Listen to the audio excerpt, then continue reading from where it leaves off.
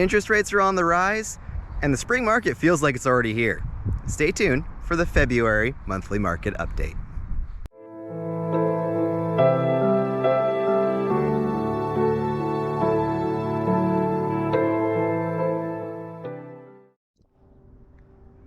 What is up, everyone? It's Brian with another monthly market update for February.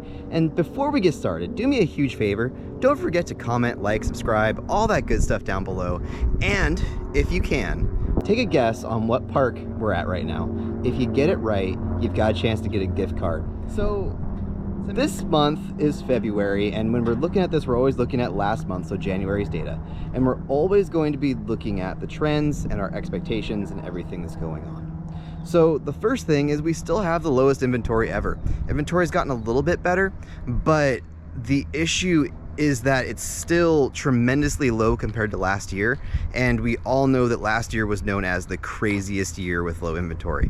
So while we're better month over month, year over year, we went from 1,018 homes in January last year versus 727 this year.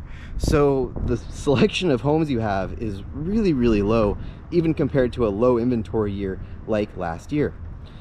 But that's not really the whole story, because when we look at inventory, what we really care about is the ratio of buyers to sellers. So when we look at that, we use a measurement called month supply. That is the number of homes, or that is basically a measurement of if we were to stop listing homes today, how long would those homes last us? In a healthy market, we would be looking at about 4 months supply. That would mean that we have a pretty healthy, even buyer to seller ratio. Right now we have 0.9 months supply, which is lower than it's basically ever been. Days on market is slightly up month over month to 19, but it was 25 this time last year. So again, it's not quite as crazy competitive. It's a little bit nicer than it was last month, but year over year, it is pretty tough on on buyers right now. Really, really great time to sell. Prices are holding steady at $800,000. Last month we set an all-time record of $805,000. I don't see that as prices going down as much as just the average changed a little bit. We had maybe a couple smaller homes or a couple bigger homes, because keep in mind we also have a lot fewer homes on the market, so a couple of outliers makes a much bigger difference than it normally does. The other big thing we're looking at is showing time. There's this app we use called Showing Time. It's on those big blue lock boxes you've probably seen your realtor use. And basically we can see what the buyer activity is like every single month by using that. And showings are at an all-time high, which means there's just a crazy number of buyers, even though we have this record low inventory, which kind of solidifies what we're just talking about. But the big news is going to be interest rates. Interest rates have gone up. We haven't seen it this high in a really long time. It's crept up to around 4%.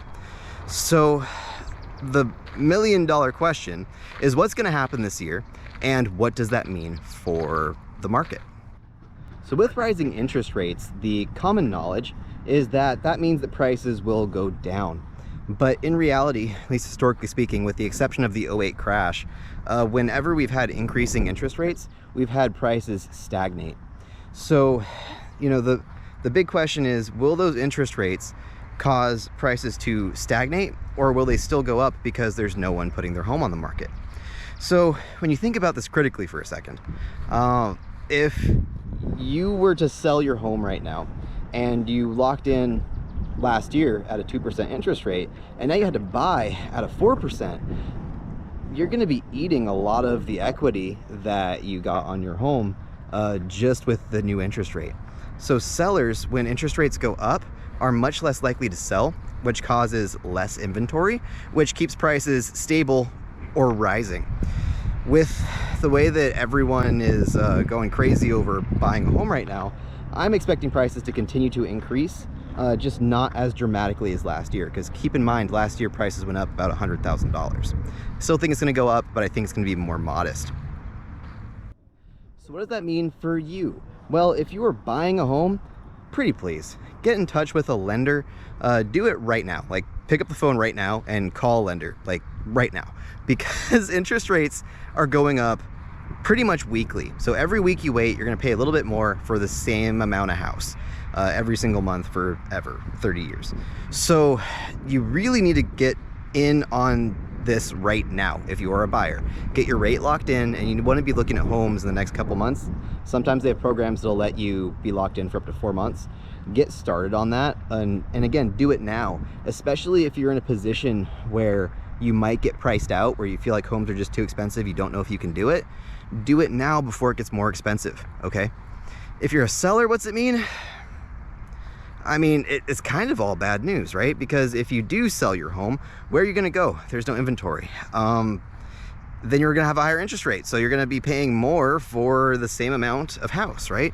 So for sellers, I would love to tell you it's the best time to sell. It really is. Prices are at an all-time high. Things are super competitive, but you need to think about where you're going to go after you sell. And there's a lot of different ways to work you through that and to get you a good deal.